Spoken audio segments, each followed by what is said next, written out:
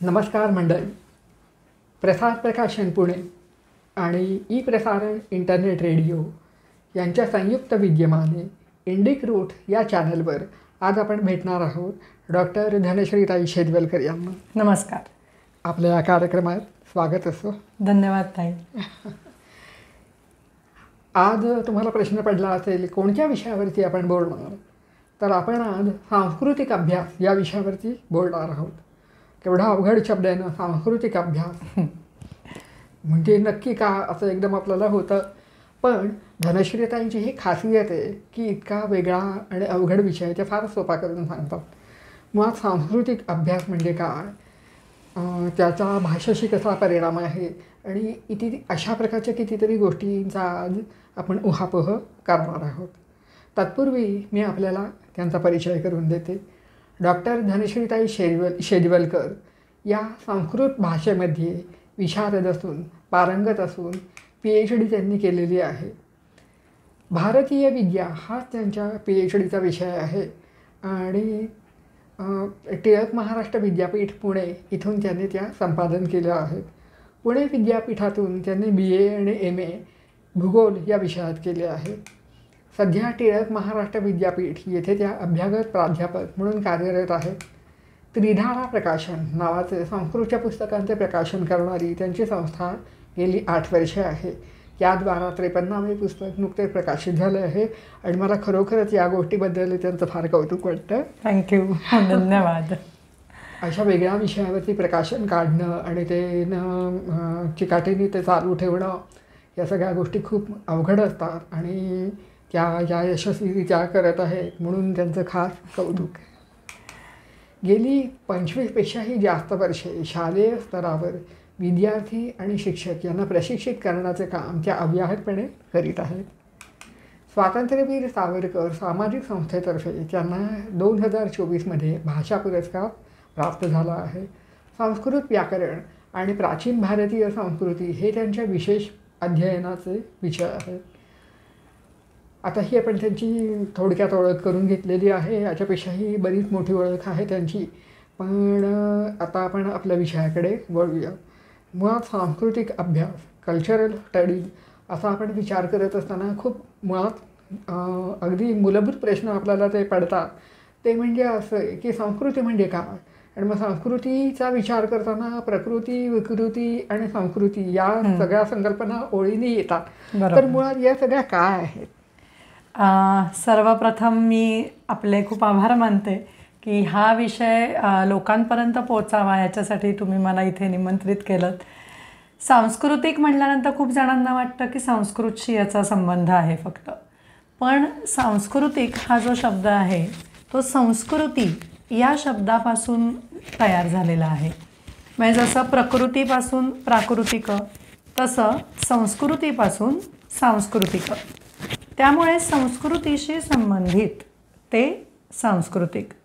मग आता मुळात संस्कृती म्हणजे काय हे आपण बघूया. आता ह्या सगळ्यामध्ये आपल्याला कृती हा शब्द सारखा दिसतोय बघा. प्रकृती, विकृती, संस्कृती. तर हे प्रकृती याचा अर्थ निसर्ग, म्हणजे जे मुळामध्ये आपल्याला उपलब्ध आहे.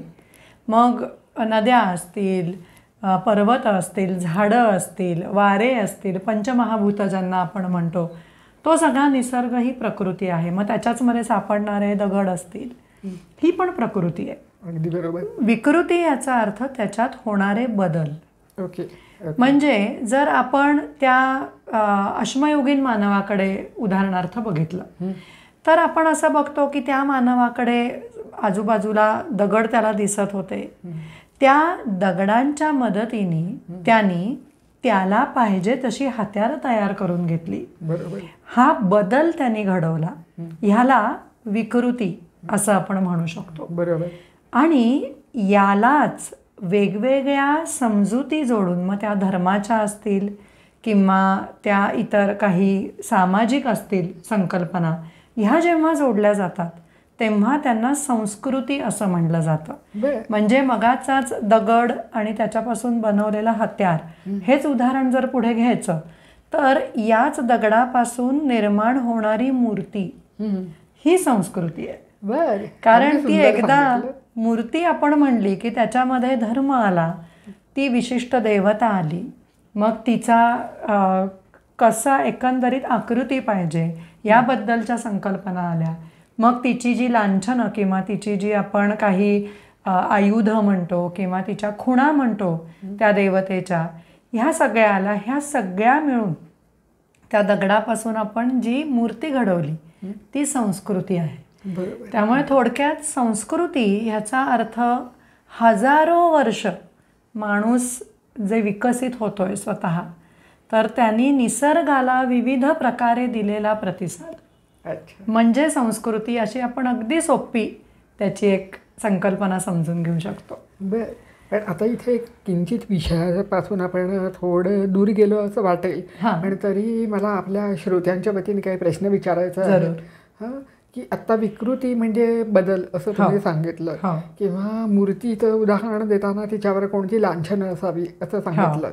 आता प्रश्न असा मला पडला आहे की आपण विकृती हा शब्द काहीतरी ॲबनॉर्मल, चुकीचा, चेंज झालेला आहे, किंवा ज्याला काय म्हणावं, म्हणजे खूप आपण पॉझिटिव्हली नाही घेतो, निगेटिव्हली म्हणजे नकारात्मक भाषा पद्धतीने वापरतो, किंवा लांछन सुद्धा हे त्याच्या चारित्र्यावर लांछन अशा प्रकारे आपण काहीतरी करतो. तर पण हे दोन्ही शब्द मूळ संस्कृतच आहेत, तर हे मूळ अर्थ असे का, ते कशामुळे अर्थ झाले? आता मगाशी म्हणलं तसं की कृती हा शब्द आपल्याला या तिन्हीच सारखा दिसतोय, पण ते जे उपसर्ग आहेत म्हणजे आधी लावलेले आहेत त्याला शब्द, प्र असेल, वी असेल, सम असेल, त्यांनी त्यांचा अर्थ बदलून जातो. त्याच्यामुळे वी करोती याचा अर्थ बदल घडवतो. त्यामुळे विकार म्हणजे बदल हा अर्थ मूळ संस्कृतमध्ये आहे. त्यामुळे विकार हा मराठीमध्ये थोडा वेगळा, काहीतरी आजार किंवा अशा अर्थाने आपण घेतो कधीतरी मराठीत अर्थ, पण संस्कृतमध्ये मात्र विकार याचा अर्थ बदल. हां, त्यामुळे मुळामध्ये जे उपलब्ध आहे ती प्रकृती, त्याचा जो बदल ती विकृती. अच्छा. आणि लांछनाच्या बाबतीत तुम्ही जसं म्हणालात की लांछन याचा मुळातला अर्थ चिन्ह असा आहे. अच्छा. हां, आणि म्हणून त्या मूर्तीला जसं आता विष्णूच्या बाबतीत म्हणायचं झालं तर चतुर्भुज आहे, आणि त्याच्या त्या 4 हातांमध्ये काय काय असावं याच्याबद्दलच्या काही संकल्पना आपण धर्मामध्ये आणि मूर्तीशास्त्रात विकसित झालेल्या बघतो. त्यामुळे त्या दृष्टीने लांछन याचा अर्थ चिन्ह, त्यामुळे त्या त्या देवतेचं चिन्ह अशा अर्थाने तो घेतो. म्हणजे थोडक्यात आपण इथे संस्कृत शब्द जे बघणार आहोत त्याचा अर्थ आपण संस्कृत दृष्टीनेच बघणार आहोत. मराठीत जे काय रूढ झालेले अर्थ आहेत ते आपण इथे बघणार नाही. हो, काही ठिकाणी जुळतात अर्थातच ते अर्थ, पण जिथे हा फरक येतो तिथे मात्र मूळ अर्थ आपण लक्षात घेतला तर ह्या कल्पना समजायला पण अधिक मदत होते. नाहीतर आपण पटकन म्हणू की अरे विकृतीबद्दल का आपण बोलायचंय, आपण असं सहज बोलून जातो, हा ना अगदी विकृत बरोबर, हे असं हे लांछनास्पद हा बागड आहे. तर मग ते त्या असं आपल्या डोक्यात फिक्स असल्यामुळे इथे आपण काय करायचं असं जरा बरोबर हे होतं. असं तर आत्ता संस्कृती या संकल्पनेचा आपण परिचय करून घेतला, पण या संकल्पनेमध्ये काय काय सामावलं जातं? आता ही ना खूप व्यापक संकल्पना आहे खरं तर संस्कृती ही. म्हणून आत्ता म्हटलं तसं की हजारो वर्ष माणूस ज्या वेगवेगळ्या पद्धतीने वागत आलाय, तर त्याच्या सगळ्या समूहामध्ये राहायला लागल्यानंतरच्या जाणीवा, त्याच्या सामाजिक सगळ्या वेगवेगळ्या संकल्पना ह्या तर संस्कृतीत येतातच, पण त्याच्याबरोबर तो जे काम करत आला वेगवेगळं. प्राचीन माणूस तर आपल्याला माहिती आहे की निसर्गाच्या इतका जवळ होता की तो पशुपालक हाच मुळातला त्याचा व्यवसाय आपण म्हणू, किंवा भटका होता तो, किंवा जेव्हा तो शेती करायला लागला तोच एक मोठा सांस्कृतिक टप्पा माणसाने ओलांडला असं म्हणलं जातं. बरोबर. कारण एक प्रकारे तो निसर्गावर त्यांनी मिळवलेला विजय होता की त्याला हे कळलं की कधी अमुक एक बी मी पेरलं तर काय उगवेल, कधी उगवेल, कसं उगवेल. त्याच्यामुळे हा जो त्याचा संपूर्णपणे निरीक्षणाचा जो अभ्यास होता त्याच्यातनं हा शेतीसारखा खूप महत्त्वाचा शोध हा पुढे आला. त्याच्यामुळे शेती हाच एक मुळात संस्कृतीतला फार मोठा टप्पा आहे. बरोबर. त्यामुळे ज्या आत्ता मी म्हटलं तसं गेल्या हजारो वर्षांमध्ये, म्हणजे खरं तर आपण असं म्हणतो की गौतम बुद्धांच्या काळापासून आपल्याकडे लिखित स्वरूपाचा इतिहास हा आहे. पण त्याच्या पूर्वीसुद्धा वैदिक साहित्य जे आपलं आहे तर ते तर केवढं तरी प्राचीन आहे. म्हणजे आजपासून जवळजवळ 5,000 वर्षांपूर्वी आपल्या भारतीय उपखंडामध्ये असणारा माणूस हा काय प्रकारे वागत होता, काय प्रकारे विचार करत होता, त्याची उपासना पद्धती कोणती होती, मग तो जर यज्ञ करत होता तर त्याच्यामध्ये तो काय काय वापरत होता, हे सगळं त्या संस्कृतीमध्ये, प्राचीन भारतीय संस्कृतीत आलं. ह्याच्याबरोबरच फक्त धर्म येत नाही हा संस्कृतीमध्ये. बरोबर बरोबर. संस्कृतीमध्ये समाजातले अनेक घटक येतात. म्हणजे ज्याच्यामध्ये आपण म्हणू शकतो की एक उतरंड असते, हायरार्की असते समाजामध्ये. ती व्यवसायानुसार असेल किंवा ती कोण किती काळ एखाद्या समूहामध्ये नेतृत्व करतोय त्याच्यावरून असेल. त्यामुळे हळूहळू पुढे जाऊन आपल्याला राजकीय दृष्ट्या सुद्धा सांस्कृतिक हा अभ्यास झालेला दिसतो की प्रत्यक्ष पहिल्यापासूनच राजा आणि प्रधान आणि ही सगळी संस्कृती होती का किंवा ही पद्धत होती का, तर ती हळूहळू करत विकसित झाली आहे असं दिसतं. ह्याच संस्कृतीमध्ये आपल्याला निसर्गाचा अभ्यास पण येतो.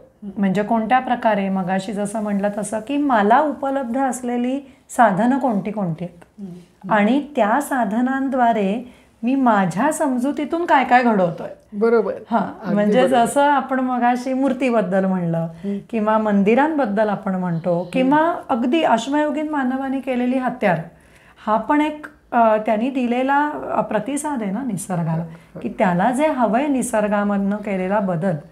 म्हणून संस्कृतीमध्ये आपल्याला अनेक सामाजिक घटक आलेले दिसतात, धार्मिक घटक आलेले दिसतात, त्याच्या जोडीने भौगोलिक आणि ऐतिहासिक सुद्धा घटक दिसतात.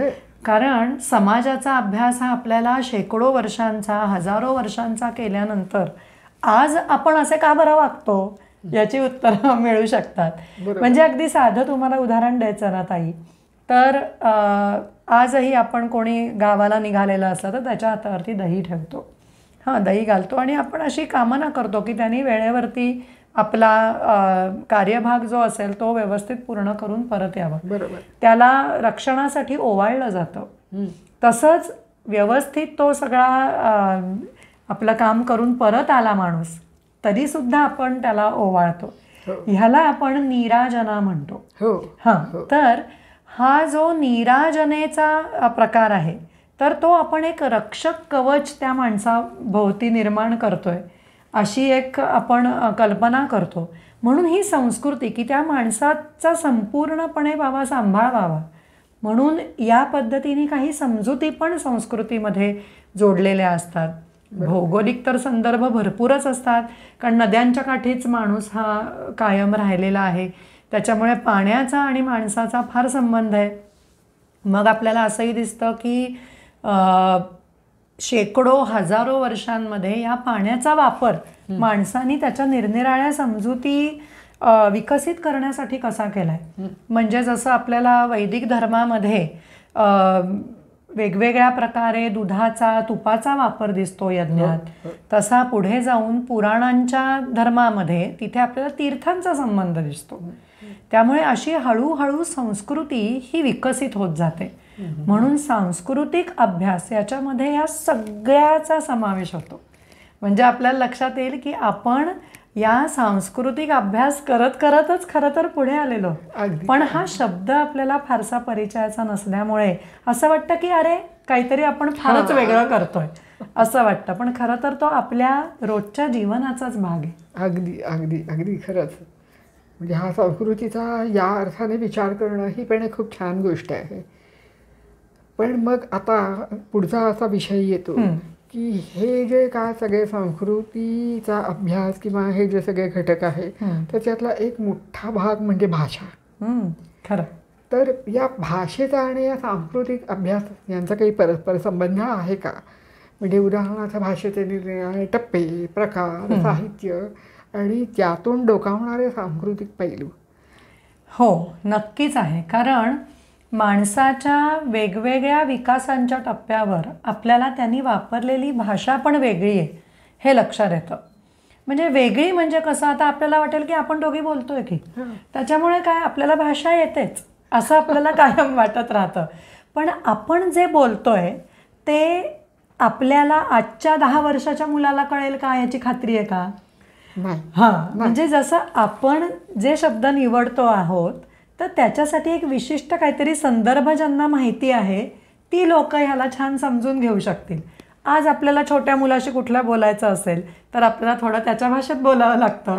म्हणजे ज्याच्यामध्ये कदाचित इंग्रजीचा वापर जास्त असेल, हिंदीचा वापर जास्त असेल, किंवा त्यांची काहीतरी एक इंग्लिशच भाषा असेल त्याचा वापर जास्त असेल. त्यामुळे प्रत्येक टप्प्यावर जसा माणूस पुढे पुढे आलाय तसतशी त्यांनी भाषा पण आपल्याबरोबर पुढे नेलेली. बरोबर. म्हणून जेव्हा यज्ञाचा अभ्यास करायचा आहे, वैदिक संस्कृतीचा अभ्यास करायचा आहे, तेव्हा आपण त्या वैदिक भाषेचा अभ्यास करतो. बरोबर. मग त्याच्यातनं आपल्याला वेगवेगळ्या प्रकारे यज्ञाशी संबंधित शब्द कळतात किंवा बाकी काही गोष्टी कळत राहतात. जसं पुढच्या काळात आल्यानंतर आपण बघतो की एक शास्त्रीय साहित्य निर्माण झालं. मग त्याची गरज काय होती तर कमीत कमी शब्दांमध्ये आपल्याला भरपूर वेगवेगळे काय आपण म्हणू सिद्धांत, माहिती ही आपल्याला जपायची. म्हणून छोट्या छोट्या सूत्रांच्या रूपामध्ये ती भाषा विकसित झाली. मग तत्वज्ञानाचा आरसा असलेली उपनिषदं आली. मग त्याच्यामधूनही आपल्याला खूप तत्वज्ञानाच्या संकल्पना दिसल्या. हा भाषेचा पुढचा टप्पा दिसला आपल्याला. त्यानंतर आली ती आर्ष महाकाव्य आली. म्हणजे त्याच्यामध्ये आपण रामायण, महाभारत ही बघितली, ज्याच्यातनं अगदी सोप्या भाषेमध्ये आपल्याला विविध कथा ह्या सांगितल्या गेल्यात हे दिसतं. मग त्याच्यात सर्वात महत्त्वाचं की समाज एकसंध राहावा. नंतर समाजामध्ये खूप चांगल्या प्रकारे नीतिमत्ता राहावी याच्यासाठी अनेक गोष्टी ह्या वेगवेगळ्या सांगितलेल्या दिसतात. आता छोटं अगदी उदाहरण त्याचं घ्यायचं झालं तर बघूया की वैदिक भाषेमध्ये उदाहरणार्थ आपल्याला ती यज्ञाची वेदी कशी तयार करायची आहे, मग त्याची मापं कशी घ्यायची आहेत, त्याच्यासाठी ते शुल्ब सूत्रांमध्ये म्हणजे ते एक सूत्र घेऊन ती दोरी घेऊन ती मापं घ्यायची. शुल्ब म्हणजे काय? शुल्ब म्हणजे दोरी, की जी दोरी घेऊन आपण माप घेऊ एखादं. म्हणजे आजही आपण अशा बघतो ना की आपल्या खांद्यापासून आपण असं माप घेतो, हो की नाही? आणि मग आपलं ते एक ठरलेलं असतं, साधारण हे 1 मीटर माप असतं जो प्रौढ व्यक्ती आहे त्याचं. तर हा जसा आपला एक आडाखा असतो तर तसं एक शुल्ब म्हणून त्यांची दोरी होती. तर त्याच्याद्वारे घेतलेली वेगवेगळी मापं हा त्या यजुर्वेदातल्या भाषेचा महत्त्वाचा पैलू आपल्याला दिसतो. कारण त्याच्यामध्ये बरंचसं विवरण हे यज्ञाशी संबंधित आहे. मग पुढे येतो आपण त्यावेळेला आपल्याला असं दिसतं की त्याच यज्ञामध्ये आपल्याला विविध प्रकारे कथा सांगितल्या गेल्या आहेत असं दिसतं. राजे रजवाड्यांच्या सुद्धा आपल्याला पराक्रमाची वर्णनं केलेली आहेत असं दिसतं. पण त्याच्याच बरोबर त्यांना वेगवेगळ्या प्रकारचं जे तत्वज्ञान हवंय ते त्यांनी कोणाकोणाकडनं घेतलंय. वादसभा त्या काळामध्ये कशा होत होत्या ह्याचेही अनेक नमुने आपल्याला उपनिषदांमध्ये दिसतात. तसंच गार्गी, मैत्रेयी यासारख्या ब्रह्मवादिनी स्त्रिया दिसतात की ज्यांनी आपल्याला ब्रह्मज्ञान व्हावं ह्याच्यासाठी केलेला वेगवेगळ्या प्रकारचा प्रयत्न दिसतो. अगदी बरोबर. त्यामुळे ह्या वेगवेगळ्या टप्प्यांमधून आपल्याला त्या समाजाचं एक प्रतिबिंब पुढे पुढे दिसत जातं. म्हणून आपण म्हणतो की ती एक पशुपालक संस्कृती होती किंवा यज्ञाला महत्त्व देणारी संस्कृती होती किंवा अशी संस्कृती होती की ज्याच्यामध्ये स्त्रियासुद्धा ज्यांना ब्रह्मज्ञान हवंय त्या ते घेऊ शकायच्या आणि त्या तसा अभ्यास करायच्या, अध्ययन करायच्या. पुढे येऊन आपण बघितलं की म्हणजे त्यावेळेला त्या विवाहापासून त्या मुक्त राहू शकत होत्या. दोन्ही प्रकार आपल्याला दिसतात. म्हणजे आता ही जी मैत्रेयी आहे ती त्या याज्ञवल्क्याची पत्नी आहे बरोबर, आणि ती ब्रह्मवादिनी आहे आणि त्याचा त्याला तेवढाच सार्थ अभिमान आहे. आणि म्हणून जेव्हा तो संन्यास घ्यायचा ठरवतोय तेव्हा तो तिची परवानगी मागतोय. कारण हे सांगितलेलं आहे आपल्याकडे की तुम्हाला जर संन्यास घ्यायचा आहे गृहस्थ आश्रमातून तर तुमच्या पत्नीच्या परवानगीशिवाय घ्यायचा नाही आहे. म्हणून मग तो तिला सांगतोय की मला तू परवानगी दे संन्यास घ्यायला. तेव्हा ती त्याच्याकडे आत्मज्ञान मागते आणि मग त्यांचा खूप प्रसिद्ध की आत्मा म्हणजे काय याच्याबद्दलचा संवाद हा बृहदारण्यकोपनिषदामध्ये येतो. आणि तो खूप मोठा आपल्याकडचा एक सांस्कृतिक पैलू आपल्याला म्हणता येतो की ज्याच्यामध्ये ह्या चर्चा होत होत्या की नक्की आत्म्याचं स्वरूप काय आहे, ज्ञान म्हणजे नक्की काय आहे. म्हणून भाषा ही आपल्याला अशा वेगवेगळ्या टप्प्यावरती खूप आरसा म्हणून खरं तर संस्कृती दाखवते.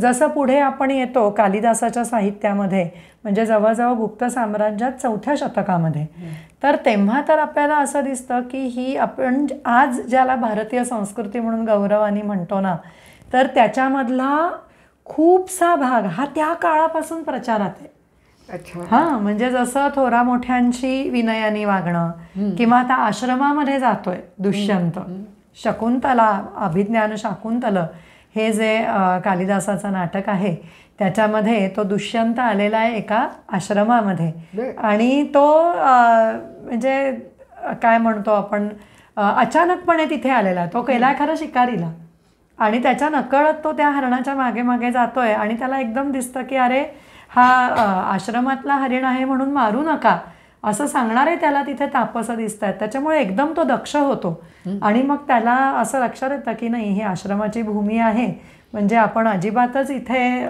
हत्या नाही केली पाहिजे, हिंसा नाही केली पाहिजे. म्हणून तो तिथे थांबतो आणि तो तिथे म्हणतो की ज्या अर्थी मी इथे कर्मधर्म संयोगाने येऊन पोचलेलो आहे त्या अर्थी इथे येऊन मी त्या महात्म्यांचं दर्शन घ्यावं अशी योजना दिसते. म्हणून तो विनीत वेश होतो असा तिथे शब्द येतो. किती छान आहे. त्याचा अर्थ तो सगळं राजा म्हणून मी काय काय दिसेन तसा तो मुकुट काढून ठेवतो, त्याचे अलंकार तिथे काढून ठेवतो, त्याचा रथ तिथे थांबवतो, त्याच्याकडे अजून काय धनुष्यबाण असेल मारायला त्या प्राण्याला ते तो तिथे काढून ठेवतो. आणि तो म्हणतो तपोवन आहे ना म्हणजे तिथे आपण आपल्यातला सगळा बडेजाव टाळून जाण्याची जागा आहे. म्हणजे आजही आपण एक प्रकारे हेच करतो की आजही आपण मंदिरामध्ये जेव्हा जातो तेव्हा आपण काय म्हणतो काहीही आपण जवळ नेत नाही, साध्या वेशामध्ये आपण तिथे जातो, आपण हातपाय स्वच्छ धुवून स्वच्छ स्नान करून तिथे जातो आणि फक्त भगवंताला वंदन करण्यासाठी जातो. तोच भाव आपल्याला दुष्यंताच्या त्याही भावनेमध्ये दिसतो. आणि मग तो आत तिथे जात असताना सुद्धा त्या सारथ्याला काय आज्ञा देतो माहिती आहे का? तो म्हणतो की या घोड्यांचा खरारा तुम्ही करून ठेवा मी येईपर्यंत. म्हणजे इतकं त्याला त्या आपल्या प्राण्याबद्दलही जो आपलं वाहन आहे त्या घोड्याबद्दलही किती ममत्व आहे. म्हणजे आजही आपण जे प्राणीप्रेम म्हणतो किंवा जो आपला एक सखा होतो प्राणी तर त्याची काळजी आपण नाही घेणार तर कोण. बरोबर. हा तेव्हापासूनच्या संस्कृतीचा हा जो आपल्याला एक खूप सुंदर असं हे प्रतिबिंब दिसतं ना हे सगळं भाषेच्या रूपाने आपल्यासमोर येतं. त्यामुळे जेव्हा आपण संस्कृतीचा अभ्यास करतोय तेव्हा भाषा हा त्याच्यातला एक अविभाज्य घटक आहे असं आपण बघतो. कारण भाषा हे माध्यम आहे शेवटी.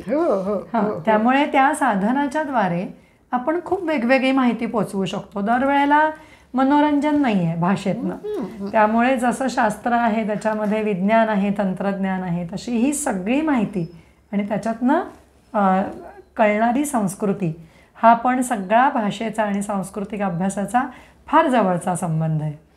खूपच छान.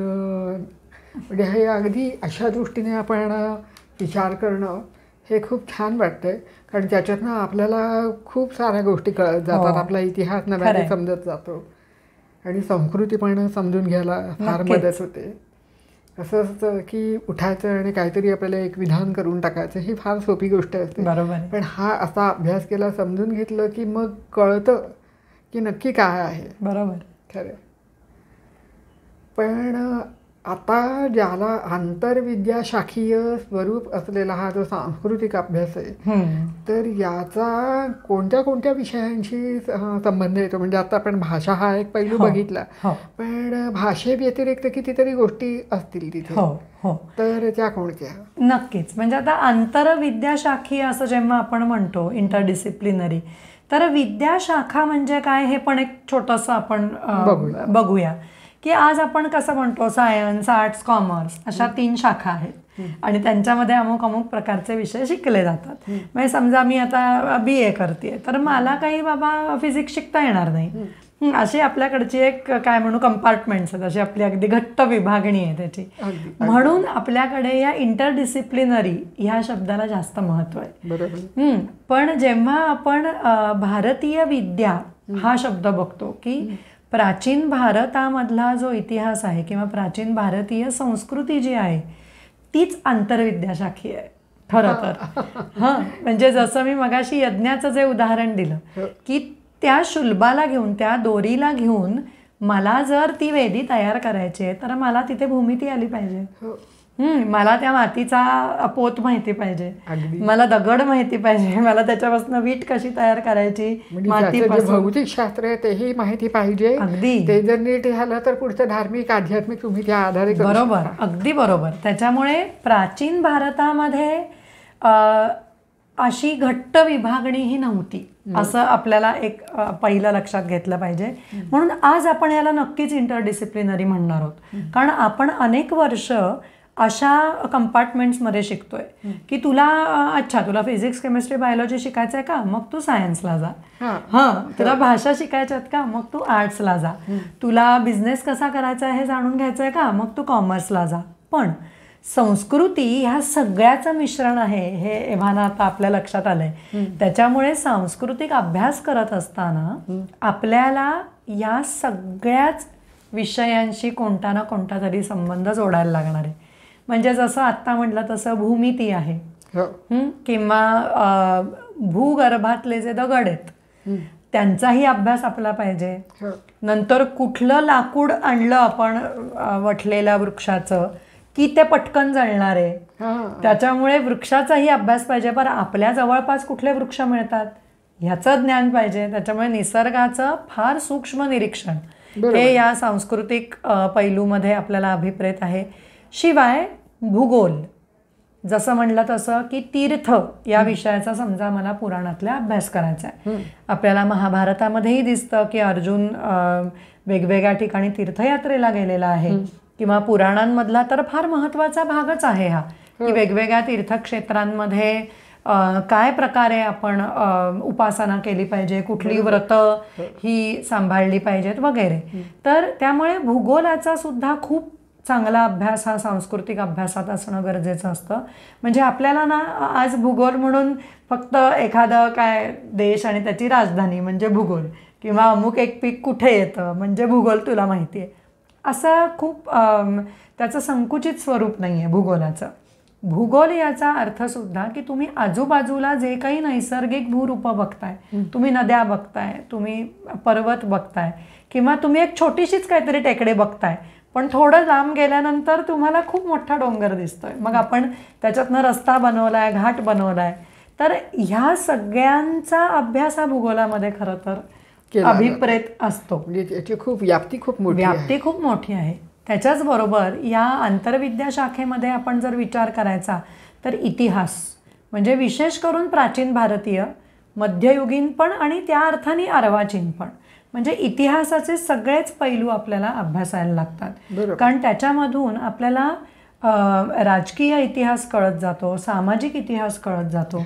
कारण वेगवेगळ्या ज्या सामाजिक संस्था आपल्याकडे होत्या, वर्ण असतील, जाती असतील, आश्रम असतील, मग त्यांचा आपल्याला कसा कसा प्रभाव पडलेला दिसतो वेगवेगळ्या साहित्यावरती असेल, वेगवेगळ्या संकल्पनांवरती असेल, तर त्याच्यासाठी सुद्धा आपल्याला इतिहास याचा अभ्यास हा करावा लागतो. अजून एक जो आपण आधुनिक विषय म्हणू खरं की जो विषयच अनेक विषयांचं मिश्रण आहे तो म्हणजे पुरातत्वशास्त्र, आर्किओलॉजी. कारण आर्किओलॉजी हे इतकं महत्त्वाचं साधन आहे की जसं एखाद्या स्थलाचा मोठेपणा सांगणारं एखादं महात्म्य आपल्याला मिळतं. तर प्रत्यक्ष त्या ठिकाणी खरंच केव्हापासून वस्ती होती हा पुरावा देतात आपल्याला पुरातत्वशास्त्रज्ञ. कारण ते काय करतात, ते त्या ठिकाणी पूर्ण उभा असा छेद घेतात आणि त्या मातीच्या सगळ्या थरांमध्ये आपल्याला वेगवेगळ्या प्रकारच्या भांड्यांचे काय अवशेष सापडत आहेत, हाडांचे काय अवशेष सापडत आहेत, काही ठिकाणी शेतीचे पुरावे त्यांना मिळतात. त्याच्यामुळे पुरातत्वशास्त्र हे सुद्धा या सांस्कृतिक अभ्यासामध्ये फार मोठं योगदान देणारं शास्त्र आहे. तसंच भाषेचा वेगवेगळ्या पैलूंनी अभ्यास, म्हणजे फक्त मला एखादं टेक्स्ट वाचल्यानंतर त्याचा अर्थ कळतो एवढा मर्यादित नाही, तर तो जो एखादा शब्द असेल तो शब्द या भाषेमध्ये केव्हापासून दिसतोय हे बघणं, हे सुद्धा म्हणजे त्या भाषेकडे सुद्धा ऐतिहासिकदृष्ट्या बघणं हा सुद्धा एक खूप महत्त्वाचा सांस्कृतिक अभ्यासातला पैलू आहे. म्हणून इंटरडिसिप्लिनरी किंवा आंतरविद्याशाखीय स्वरूप जेव्हा आपण बघतो या सांस्कृतिक अभ्यासाचं, तेव्हा आता कदाचित हे सगळ्या श्रोत्यांच्याही लक्षात येईल की प्रत्येकजण आपण ह्याच्यामध्ये खरं तर योगदान देऊ शकतो. की प्रत्येकाचाच काही ना काहीतरी अभ्यासाचा विषय असतो, त्याच्या रुचीचा विषय असतो, तर त्या प्रत्येकाचा आपल्या संस्कृतीशी काय संबंध आहे. हां, म्हणजे जसं अगदी साधं आता एक उदाहरण आपण घ्यायचं झालं तर आपल्याला नाणेघाट माहिती आहे, जुन्नरच्या जवळचा नाणेघाट. तर आज आपण विचार केला तर तो तिथेच का बरं आहे, खरंच हो की नाही. म्हणजे तिथे आपल्याला असं दिसतं की कल्याणवरनं येणारा मार्ग आहे जो जुन्नरकडे जातोय, म्हणजे देशावर जातोय. मग कल्याण का महत्वाचं, कारण तिथे समुद्रातून येणारा व्यापार आहे सगळा. म्हणजे ते एक महत्वाचं असं भौगोलिक स्थान होतं, बरोबर, की ते अनेक गोष्टींना एकत्र जोडत. अगदी बरोबर.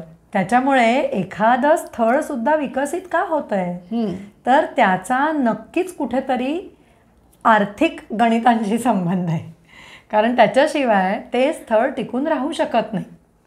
हां, म्हणून इतिहासातही आपण अशा अनेक ठिकाणांचा अभ्यास करतो की जिथे आपल्याला खूप वेगवेगळ्या प्रकारची काय म्हणजे प्रगती झालेली दिसते. खूप देवळं दिसतात आपल्याला, तिथे मंदिरं दिसतात. का बरं दिसतात, कारण तिथे तेवढी लोक येत आहेत बघायला. आणि ती काय येत आहेत, आज जसं आपण सहजपणे उठून कुठेही फिरायला जातो ना, तसं नक्कीच ही लोक करत नव्हती प्राचीन काळी. त्याच्यामुळे तेव्हा हिंडायचे कोण, तर मुख्य करून व्यापारी. त्याच्यामुळे व्यापारी मार्गांवरती असणाऱ्या या अनेक स्थळांना खूप जास्त महत्त्व आलं. म्हणून भूगोलाचा अभ्यास पाहिजे, म्हणून वाणिज्याचा अभ्यास पाहिजे, किंवा त्या समुद्री मार्गांचा अभ्यास पाहिजे. म्हणून एकंदरीतच सांस्कृतिक अभ्यास हा अनेक वेगवेगळ्या विषयांचं एकत्रीकरण आहे असं आपण नक्कीच बघू शकतो. अगदी खूपच छान सांगितलं हे. आणि इतकं सगळं याच्यामध्ये एकत्रित येत असेल याची मला काही कल्पनाही नव्हती. पण आता मला अजून एक असा प्रश्न पडला आहे की आताच्या काळात आपण प्रत्येक गोष्टीकडे शास्त्र म्हणून किंवा काही जे बघतो हे बरेच वेळा पाश्चात्य दृष्टिकोनातून आपण बघितलं जातं.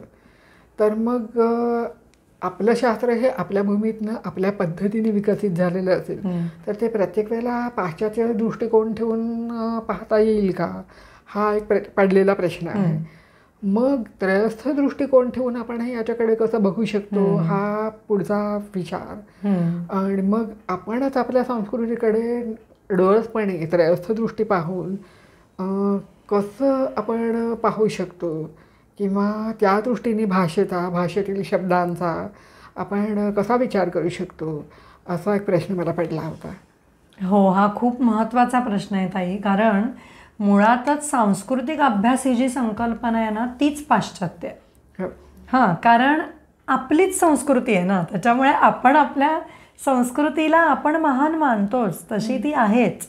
पण जेव्हा एखादा बाहेरचा येतो आपल्या संस्कृतीला नव्याने जाणून घेण्यासाठी, किंवा त्याला कळतच नाही की नक्की हे लोक असं का करतायत, तेव्हा तो आपल्या संस्कृतीकडे ज्या पद्धतीने बघतो त्याच्यातून हा सांस्कृतिक अभ्यास हा शब्द पण आला खरं तर, कल्चरल स्टडी.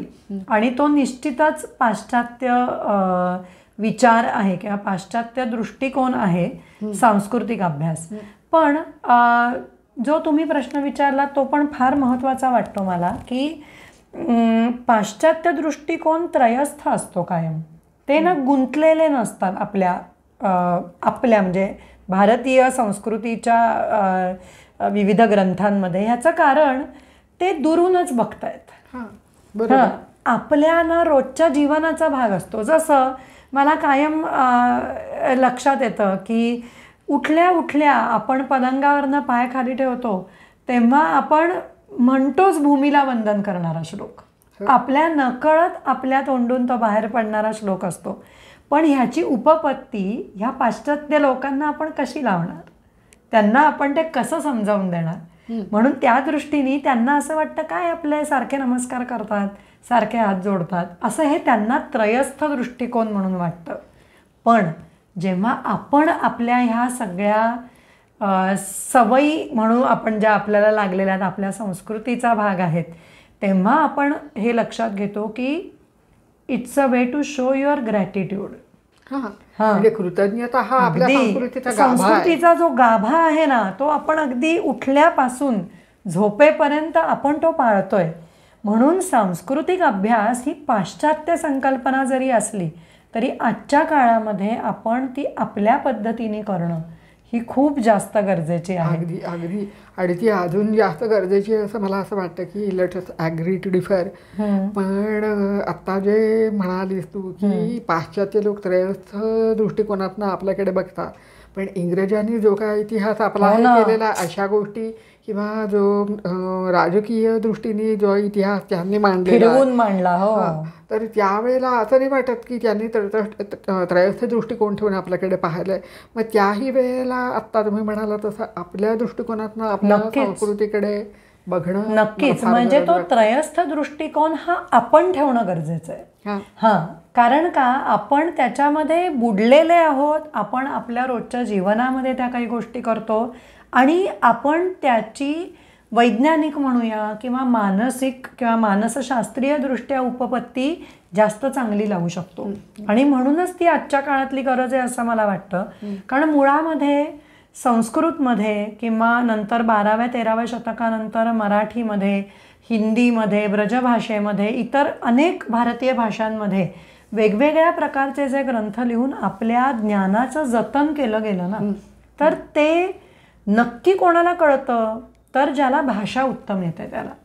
आणि म्हणून त्या भाषेमध्ये सुद्धा ना आता संस्कृतमध्ये तर ही खूप मोठी गंमतच आहे की एका शब्दाचे खूप अर्थ असतात.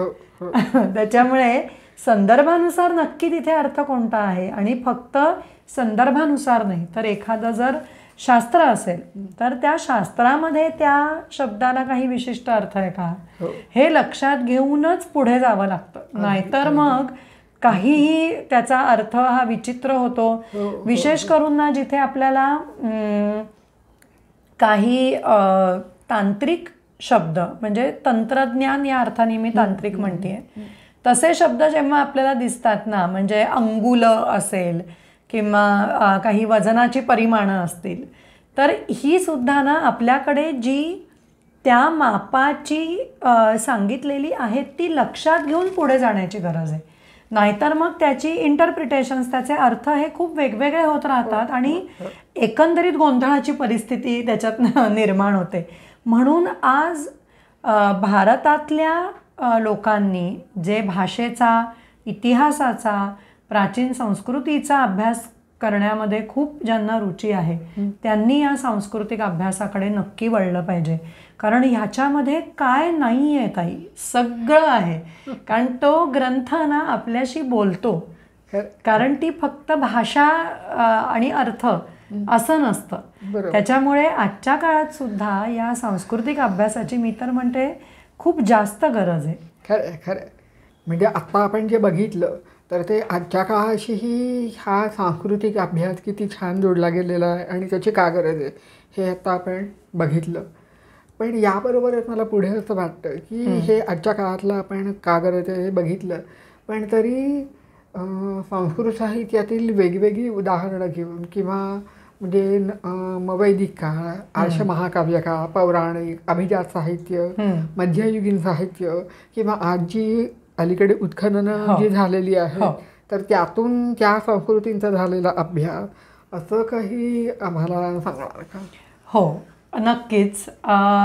आता अगदी संस्कृत मधलं जे प्राचीनतम म्हणून सर्वात जुनं साहित्य ते म्हणजे वैदिक साहित्य. बरोबर. त्या वैदिक साहित्याचा आता तुम्ही म्हणलात तसा खूप अजून उहापोह चालू आहे. कारण हरप्पन संस्कृती ही जी आहे, सिंधू संस्कृती जिला आधी म्हणलं जायचं, त्या हरप्पन संस्कृतीमधली जी अनेक उत्खननं झाली त्याच्यातनं अनेकांनी असा दावा करायचा प्रयत्न केला आहे की वैदिक काळ आणि हरप्पन काळ हा सारखाच आहे. तर तो पण एक सांस्कृतिक अभ्यासाचा फार मोठा भाग आहे. कारण वैदिक ना साहित्य आपल्याला उपलब्ध आहे. म्हणजे ऋग्वेद, यजुर्वेद, सामवेद, अथर्ववेद, वेदांग आहेत वेगवेगळी, ब्राह्मण ग्रंथ आहेत, उपनिषद आहेत, हे सगळं साहित्य उपलब्ध आहे. हरप्पन संस्कृतीमध्ये काय होतं आहे, आपल्याला वेगवेगळी जी नाणी, सील्स जी काही मिळाली आहेत तिथली, किंवा वेगवेगळ्या मूर्ती ज्या मिळाल्यात ना, त्याच्यामधल्या चिन्हांचा अर्थ अजून कोणी तेवढ्या म्हणजे ताकदीने लावू शकलेलं नाही आहे. पण तरीसुद्धा ना वैदिक संस्कृतीमध्ये जो यज्ञ आहे ना, म्हणजे उपासना पद्धती, तर त्याच्यामध्ये आपल्याला असं दिसतं की विशिष्ट प्रकारचा तो पुरोडाश हा आहुती म्हणून यज्ञीय अग्नीमध्ये द्यायचा आहे. आणि त्या पुरोडाशाच्या आकाराच्या काही काय आपण फॉसिलाइज्ड म्हणू की जे पुराश्म असे हे झालेले आहेत, तशा काही वस्तू काही हरप्पन स्थळांवरती मिळाल्यानंतर काहींचा ह्या सिद्धांताला अजून उचल मिळालेली आहे की वैदिक काळ आणि हरप्पन काळ हा सारखाच होता का. पण आता त्या साहित्याच्या अभ्यासाने आपल्याला मुख्य काय कळतं, तर वेदांमधल्या वेगवेगळ्या त्यांच्या उदाहरणांवरनं किंवा दाखल्यांवरनं हे आपल्याला दिसतं की वेदांमधली जी यज्ञीय परंपरा आहे त्याच्यामध्ये दूध दुभतं खूप आहे बघा. हां, म्हणजे तुपाची आहुती द्यायची किंवा दूध किंवा अशा ह्याच्यामध्ये दही आहे. पण म्हणजे तिथे जर पशुपालक संस्कृती आपल्याला वेदांमध्ये दिसते, तशी पशुपालक संस्कृती हरप्पन नव्हती. हरप्पन संस्कृती ही पूर्ण व्यापाराची संस्कृती होती. आणि म्हणूनही पुरातत्वीय शास्त्राचा अभ्यास करणारे हे अजून मानायला तयार नाहीत की वैदिक संस्कृती आणि हरप्पन संस्कृती ही सारखीच आहे का. कारण मुळातल्या ज्याला आपण ब्रेड अँड बटर म्हणतो किंवा जी एक त्यांची जी जीवनाची शैली होती ती वैदिक माणसाची ही आपल्याला पशुपालक दिसते आणि हरप्पन माणसाची आपल्याला व्यापाराशी संबंधित दिसते. म्हणून त्याचा मेळ बसत नाही. आणि तो कधी बसेल, जेव्हा ती हरप्पन भाषा आपल्याला वाचता येईल त्या सील्सवरची. पण तोवर आपण असं नक्की म्हणू शकतो की या सगळ्या संस्कृतीचा, त्या काळातल्या संस्कृतीचा आरसा, म्हणजे जसं वैदिक साहित्यामध्ये खूप एक आजच्या काळाशी आपल्याला जोडून घेता येतील अशा पंचमहायज्ञांचा आपल्याला उल्लेख सापडतो जे गृहस्थांनी करायचे. आणि त्याच्यामध्ये सर्वात महत्त्वाचं आपल्याला ऐकून गंमत वाटेल की त्या चुलीला आपण तिथे सगळा निखारा आणि हे पेटवतो, त्या चुलीवरती आपण अन्न शिजवतो, तर त्यावेळेला काही किडामुंगी, काही प्राण्यांचीही हिंसा होणार आहे, नकळत होणार आहे आपल्या. आणि त्याच्यासाठी जे पाप लागतं त्याचं सुद्धा प्रायश्चित्त हे सांगितलेलं आहे. त्याच्यामुळे आजही आपण कृतज्ञता भावाने स्वयंपाक जो करतो की सगळ्यांच्या घरातल्यांच्या पोषणासाठी हा स्वयंपाक मी बनवते, म्हणजे आजच्या काळानुसार मी बनवतोय असं पण मुद्दाम म्हणलं, कारण आज पुरुषही तेवढ्याच प्रमाणात पुढे येऊन स्वयंपाकाची जबाबदारी घेतात. पण हा जो एक कृतज्ञतेचा भाव आहे किंवा मला कोणाला दुखवायचं नाहीये हे स्वयंपाक हा करत असताना इत्यादी, तर तो पण एक आपल्याला फार इंटरेस्टिंग भाग त्या साहित्यामध्ये आलेला दिसतो. तसाच आपल्याला वैदिकच जर आपल्याला अजून एक पुढे बघायचं झालं तर त्याच्यामध्ये सर्वात महत्त्वाचा 16 संस्कारांचा भाग दिसतो, जो आजपर्यंत आपण सांभाळतो. म्हणजे खरं तर छोटे छोटे बघितले ना तर जवळजवळ 40 संस्कार सांगितलेले आहेत आपल्याकडे. आणि ते सांगितलेले आहेत ह्या वैदिक साहित्याच्या म्हणजे वेदांगांमध्ये हे सांगितलेलं आहे की त्या वेदांचं जर पूर्ण आपल्याला साकल्याने आपल्याला कळून यायला हवं असेल तर आपल्याला त्या वेदांगांची खूप चांगली जाणीव पाहिजे. त्या वेदांगांमधल्या धर्मसूत्रांमध्ये आपल्याला संस्काराचा खूप मोठा भाग दिसतो. तसाच गृह्यसूत्रांमध्ये पण दिसतो. त्यामुळे आजच्या काळामध्ये सुद्धा आपल्याला जोडून जी संस्कृती आपण म्हणतो ना, परंपरा हा पण शब्द त्या दृष्टीने फार महत्त्वाचा आहे की पर म्हणजे पुढचं आणि परम हा द्वितीया ही जी दिसते ना आपल्याला, तर ती द्वितीया गती दाखवते. त्यामुळे परंपर म्हणजे पुढे पुढे पुढचं पुढचं पुढचं म्हणजे नुसतं एकाने घेऊन तो थांबलेला नाहीये. त्याचं ते कर्तव्य आहे की त्यांनी ते पुढच्याला शिकवायचंय. पुढच्याचं कर्तव्य आहे की त्यांनी त्याच्या पुढच्याला शिकवायचंय. म्हणून ती आपण परंपरा हा शब्द तिथे वापरतो की इतक्या प्राचीन काळापासून आपण ह्या सगळ्या ज्या गोष्टी पुढे पुढे बघत आलोय त्या आजही आपण त्याच पद्धतीने आचरणात आणतो. आणि म्हणून ती संस्कृती टिकू नये हे महत्वाचं कारण. अगदी अगदी बरोबर. मग आता हे पण वैदिक काळाचं बघितलं. पण मग आता वैदिक नंतर पुढचं येतं ते मला वाटतं नक्की माहिती नाही, पण आर्ष महाकाव्य. अगदी बरोबर. रामायण आणि महाभारत ही ऋषींनी लिहिलेली म्हणून त्यांना आर्ष महाकाव्य म्हणलं जातं. बरोबर. ह्या आर्ष महाकाव्यांमध्ये तर आता आपण नुसत्या श्लोकांची संख्या बघितली ना तरी आपल्याला गांगरून जायला होईल. एवढे श्लोक या आर्ष महाकाव्यांमध्ये 24,000 श्लोक श्रीमद वाल्मिकी रामायणात आहेत आणि 1,00,000 श्लोक व्यासप्रणीत महाभारतात आहेत.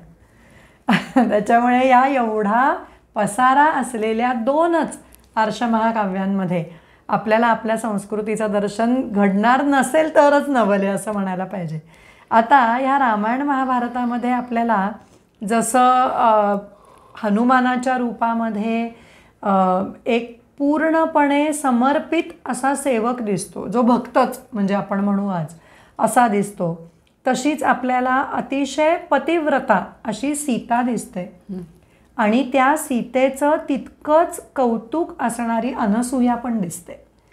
म्हणजे जेव्हा वनवासामध्ये सीता आणि राम लक्ष्मण हे अनसूयेच्या आश्रमामध्ये जात आहेत त्यावेळेला ती अनसूया सीतेकडनं तिच्या जन्मापासूनची हकीकत जाणून घेतेय आणि तिचं ती इतकं कौतुक करतेय की इतका संकटात तुझा पती सापडला पण तू त्याला सोडलं नाहीस आणि त्याच्या मागोमाग तू अरण्यामध्ये आलीस आणि तो जिथे आहे तिथे माझं जग आहे असं म्हणून तू इथे आलीस. आणि म्हणून मला ना कायम या सीतेमध्ये आज नाही का हो मुली फॉरेनमध्ये आहे का माझा नवरा, मग मी इथलं माझं सगळं बंद करून मी जाईन की परदेशामध्ये असं म्हणणारी जी आजची मुलगी अगदी असं मला कायम जाणवतं. त्या रामायणामधल्या उदाहरणांसारखंच आपल्याला महाभारतामध्ये तर एवढ्या वेगवेगळ्या प्रकारे ही आपली सनातन संस्कृती ज्याला आपण म्हणू शकतो, जी हजारो वर्ष चालत आलेली संस्कृती दिसते, त्याच्यातली महत्त्वाची दिसते ती राजनीती. कारण राजनीती ही आपल्या अनेक शतकांना काय सहस्रकांना आकार देणारी ठरलेली आहे भारतीय उपखंडामध्ये. त्याच्यामुळे त्या राजनीतीचं इतक्या वेगवेगळ्या प्रकारे दर्शन ना क्वचितच कुठल्या काव्यामध्ये घडलेलं असेल जे महाभारतात घडलंय. त्यामुळे महाभारतामध्ये काटशह हे सगळं आपल्याला अगदी यथासांग बघायला मिळतं.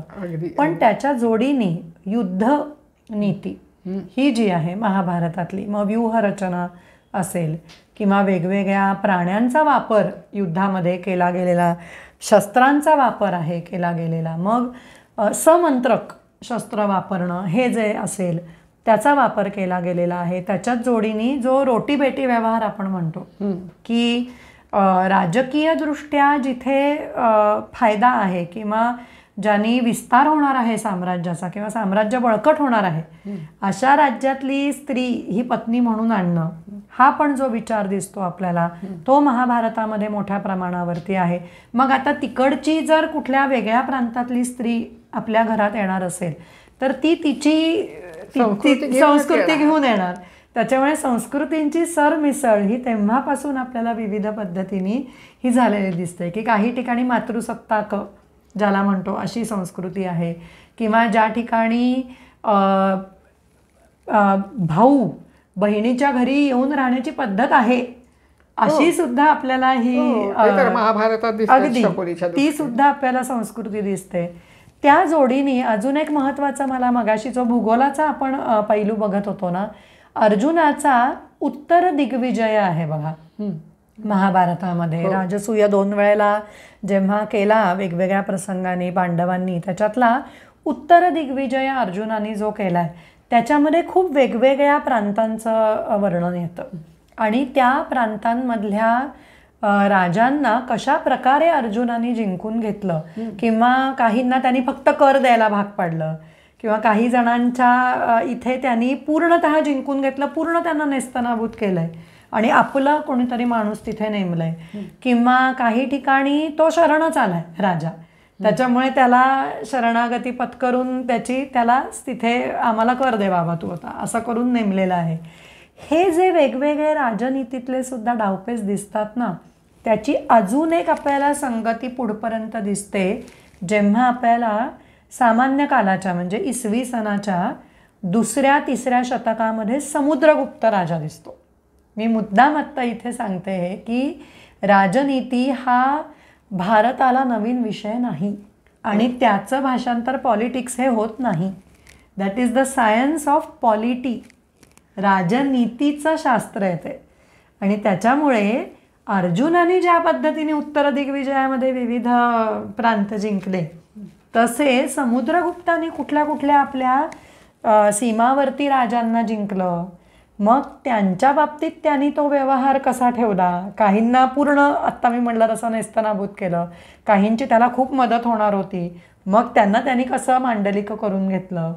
किंवा अटवी राज्याचा महत्त्वाचा उल्लेख समुद्रगुप्ताच्या प्रशस्तीमध्ये येतो की त्या अटवी म्हणजे अरण्य, वन, जंगल, त्या वनामध्ये राहणारे जे भिल्ल आहेत त्यांची आर्मी आहे, त्यांचं सैन्य आहे.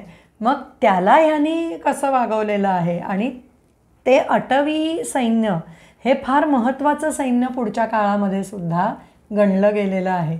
त्यामुळे त्या दृष्टीने ही सुद्धा आपल्याला एक पूर्ण पुढे येणारी तशीच्या तशी संस्कृती दिसते की राजनीतीचा संपूर्णपणे हा विकसित विचार एक एक टप्प्याने पुढे येत आपल्याला या पुढच्या म्हणजे आर्ष महाकाव्यांपासून ते सुरू होतं नक्की, पण ते आजपर्यंत सुद्धा कायम आहे पुढे येणारं असं म्हणता येतं आपल्याला.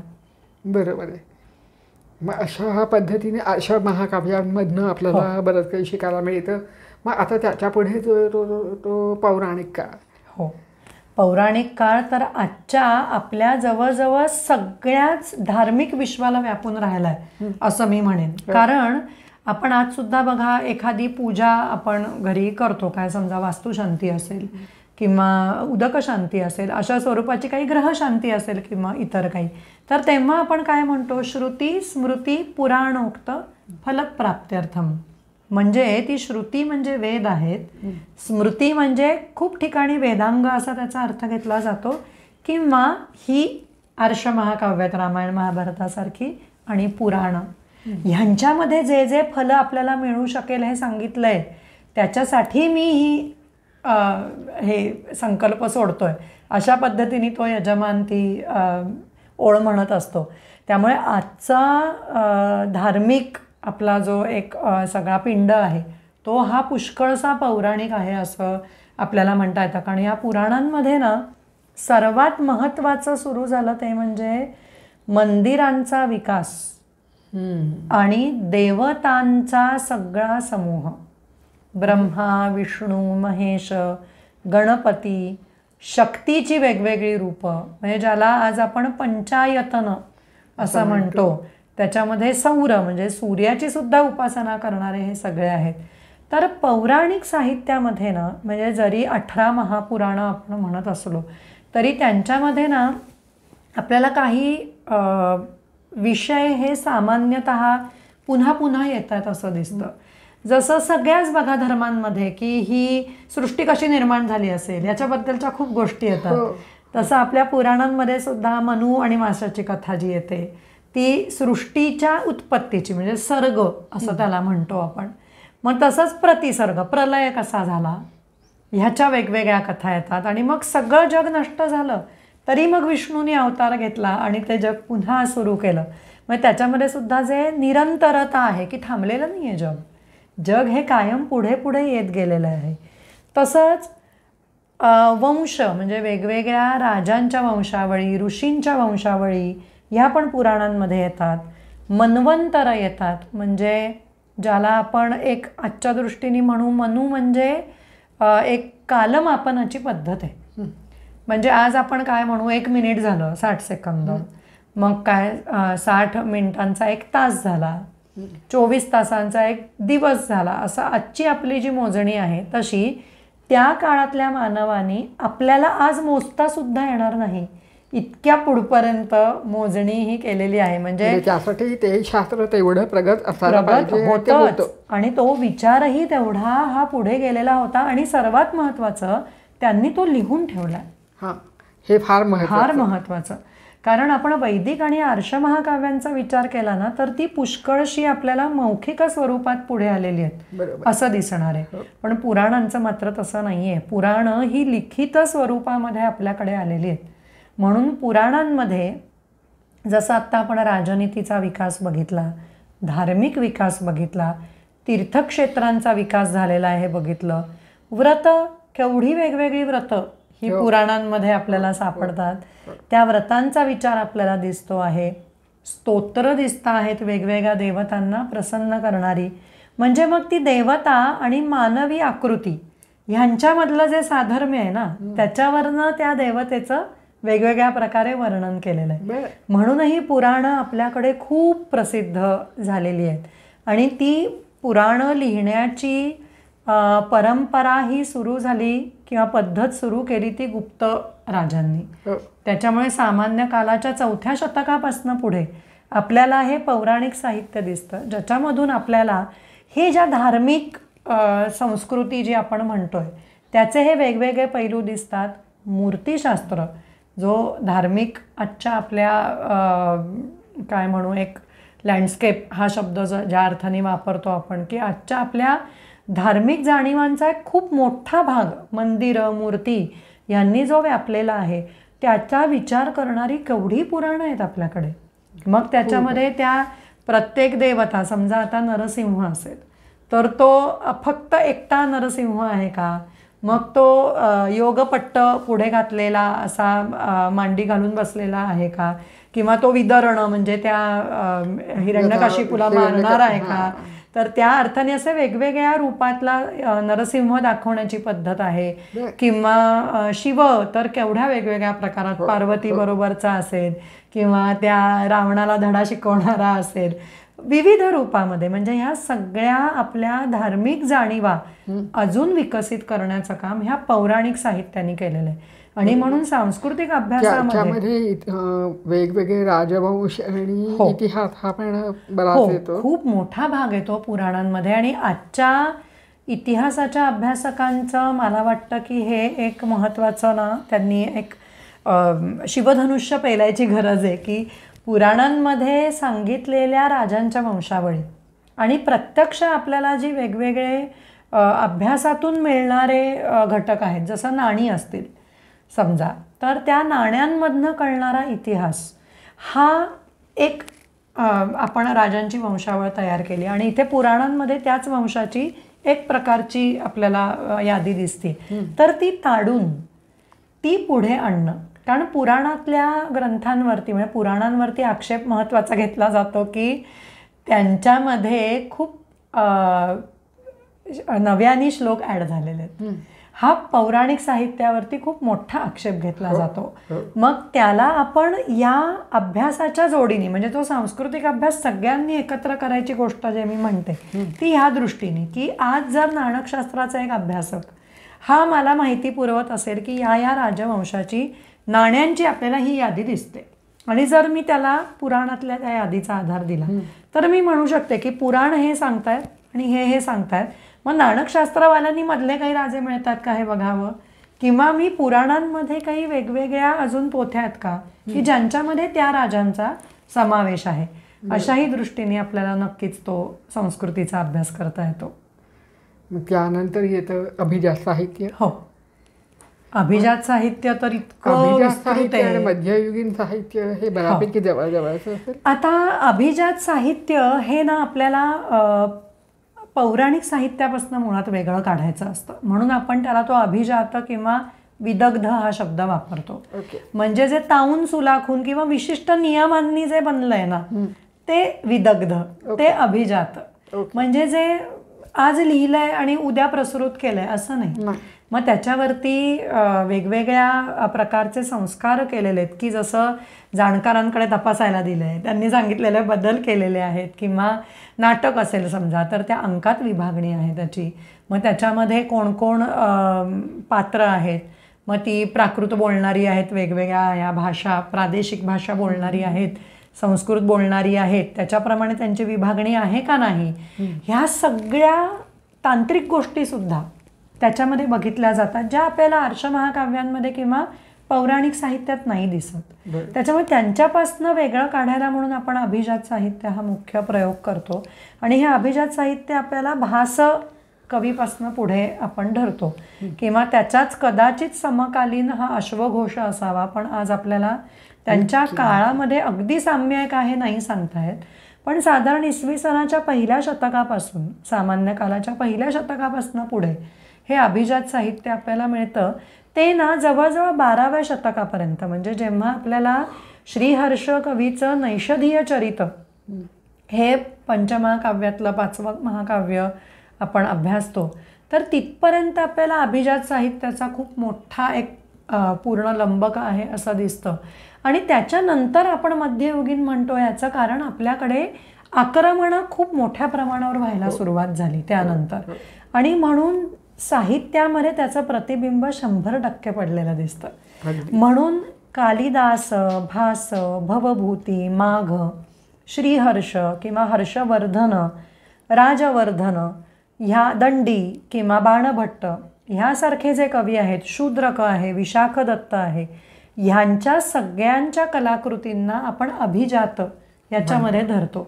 कारण ती ना साधारण 4थ्या शतकापासनं खूप अतिशय प्रगल्भ स्वरूपामध्ये आपल्याला 12व्या शतकापर्यंत ह्या सगळ्या कलाकृती दिसतात. त्याच्यात आपल्याला नाटकं दिसली, त्याच्यात महाकाव्य दिसली, त्याच्यात आकाराने छोटी लघुकाव्य ज्याला आपण म्हणतो किंवा खंडकाव्य ही दिसली आपल्याला. चंपू हा पण प्रकार दिसला, म्हणजे नाव जरा थोडं वेगळं वाटेल. म्हणजे नक्की काय? हां, चंपू म्हणजे गद्य आणि पद्य ह्यांचं समान प्रमाण असलेली काव्य असतात. आणि त्याच्यामध्ये गंमत वाटेल ऐकायला सगळ्यांना, की आपल्याला नेहमी काय वाटतं की वर्णन म्हणजे छान श्लोकांमध्ये वगैरे पाहिजे, तर ह्याच्यामध्ये उलट असतं. वर्णन हे आपल्याला गद्यात दिसतं आणि घटना पुढे नेणारे हे आपल्याला श्लोक दिसतात. आणि त्यांचंही आपल्याला समान प्रमाण पाहिजे असं सांगितलं गेलेलं आहे. त्यामुळे साधारण 10व्या शतकापासून पुढे आपल्याला चंपू साहित्य पण दिसतं. हे सगळं अभिजात साहित्य तर भारतीय संस्कृतीचा फार मोठा अभ्यास करायला उपयोगी असं आहे. जसं मगाशी मी अभिज्ञान शाकुंतलामध्ये दुष्यंताचं आणि त्या याचं पुरोहिताचं उदाहरण दिलं, त्याच अभिज्ञान शाकुंतलामध्ये आपल्याला शकुंतलेची पाठवणी पण केलेली दिसते. आणि ती जी कण्वांनी शकुंतलेची पाठवणी केली आहे, तीच भावना आज भारतीय पित्याच्या हृदयामध्ये असते जेव्हा तो आपल्या मुलीचा विवाह करून तिला सासरी पाठवतोय तेव्हा. त्याच्यामुळे ती पण एक संस्कृती आहे. सर्वात अजून एक महत्त्वाचं शाकुंतलातलंच एक मला आत्ता उदाहरण आठवतं, ते म्हणजे की तिथे एका व्यापाऱ्याचा जहाजावर असताना आकस्मिक मृत्यू झालाय आणि मग त्याची संपत्ती आता कोणाला मिळणार, हा वाद निर्माण झालाय. तर तो राजाकडे येतो वाद अर्थातच. आणि मग त्याचा वारस कोण आहे हे शोधा. मग त्याचा वारस आत्ता कोणीच नाही आहे, पण त्याची एक पत्नी गर्भवती आहे. मग तो वारस अशा प्रकारे जेव्हा तो निवाडा करतोय तेव्हा नकळतपणे आपण आपल्या गर्भवती पत्नीला कसं त्यागलंय ह्याच्याकडे कालिदास त्या नाट्याला घेऊन येतो. म्हणजे ही जी राजकीय सुद्धा निर्णय घेण्याची संस्कृती आहे, शासन करण्याची संस्कृती, ती पण आपल्याला दिसते. याच्यामध्ये अजून एक मला महत्त्वाचं उदाहरण सांगावं असं वाटतं, ते म्हणजे शिशुपालवध ह्या महाकाव्याचं. माघ कवीचं हे जे शिशुपालवध आहे ना, याच्यामध्ये राजनीतीचा एवढ्या वेगवेगळ्या अंगाने विचार केलेला आहे. कारण जेव्हा राजसूय यज्ञासाठी अग्रपूजेचा मान म्हणून जर युधिष्ठिराला श्रीकृष्णाला बोलवलंय, युधिष्ठिरांनी त्याच्यामध्ये जायचं नाही जायचं, पांडवांनी जायचं की नाही, हा सगळा जेव्हा एक चर्चेचा भाग होतो, तेव्हा नक्की श्रीकृष्ण तिथे जाऊन काय साधणार आहे, पांडव तिथे जाऊन काय साधणार आहेत, हा सगळा राजनीतीच्या दृष्टीने वेगवेगळे पैलू बघून त्यांनी जो निर्णय घेतला आहे आणि तेव्हा जी चर्चा त्यांची झालेली आहे ना, ती खरोखर मुळातनं वाचण्यासारखी आहे की ज्यांनी आपल्याला हे खूप चांगलं समजतं की राज्य करणं हे किती वेगवेगळ्या घटकांशी हे जोडलेलं होतं आणि ते या साहित्यातनं आपल्याला फार मोठ्या प्रमाणावर पुढे आलेलं दिसतं. बरोबर. याच अभिजात साहित्यामध्ये आपल्याला स्तोत्रही दिसतात. अच्छा. हां, म्हणजे पौराणिक काळापासून पुढे आलेली की जी आपण पंचायतन पूजा म्हणतो की ज्याच्यामध्ये हे विष्णूची उपासना असेल, शिवाची असेल, सूर्याची असेल, देवीची असेल, ह्या ज्या 5 मुख्य देवतांच्या उपासना आहेत, गणपतीची आहे, तर त्यांची स्तोत्र ही वेगवेगळ्या पद्धतीने तयार झालेली दिसतात. आता हा स्तोत्रसुद्धा आपल्याला इतक्या वेगवेगळ्या पद्धतीने संस्कृतीबद्दल सांगणारा हा घटक आहे ना, की आज आपण पटकन म्हणतो गणपती अथर्वशीर्ष, हो आमचं पाठ आहे की, किंवा काय अजून रामरक्षा हे पाठ आहे आमची, आणि आम्ही ती म्हणतो, आम्हाला छान वाटतं म्हणून. म्हणजे तुमच्या रोजच्या आयुष्याचा एक भाग असतो. आता प्रत्यक्ष जेव्हा स्तोत्र या संकल्पनेचा आपण विचार करतो तेव्हा मुळात ती स्तुती करण्यासाठी बनवली गेलेली आहे. पण जेव्हा त्यांच्या अक्षरांमध्ये काय सामर्थ्य आहे विशिष्ट पद्धतीने उच्चारलं तर ह्याचा जेव्हा पुढच्या काळात अभ्यास केला गेला तेव्हा त्या स्तोत्रांच्या शब्दांचा उच्चार हा विशिष्ट पद्धतीने करण्याला काय महत्त्व आहे हे पण बघितलं गेलं. म्हणून 5 किंवा 6 ह्याच्या पुढच्या संख्येने जेव्हा श्लोक असतात स्तुती करणारे एका देवतेचे, त्यांना स्तोत्र म्हणायची पद्धत ही आली. मग त्याच्यातच आपल्याकडे सहस्रनामं आली किंवा अष्टोत्तर शत 108 नावं असलेली स्तोत्र आली. त्यामुळे ह्या सगळ्यातनं आपल्याला आपली संस्कृती पण कशी पुढे जाते, धर्माच्या दृष्टीने कसा विस्तार झालेला आहे या देवतांचा, हा पण आपल्याला नक्कीच लक्षात येतं. म्हणजे हा एक खूप मोठा सांस्कृतिक अभ्यासाचं हे खूप मोठं साधन आहे. अगदी. आणि या साधनातनं आपण बरंच काही शिकायला पाहिजे. खरं. म्हणजे आज एक नवीन पैलू मिळाला की आपण आपल्या संस्कृतीचा, आमची संस्कृती महान आहे किंवा असं आपण बरंच काय आपण हे करत असतो, आणि पण नक्की आपण कशा पद्धतीने तिच्याशी जोडून घ्यायला पाहिजे, कसा तिचा अभ्यास करायला पाहिजे, विचार करायला पाहिजे, हे आज मला या मुलाखतीतनं कळलं. आणि तुम्ही खूप छान सोप्या पद्धतीने सांगितलं. मी आम्हा सर्व श्रोत्यांच्या वतीने आपले मनपूर्वक आभार मानते. धन्यवाद. मनापासून धन्यवाद.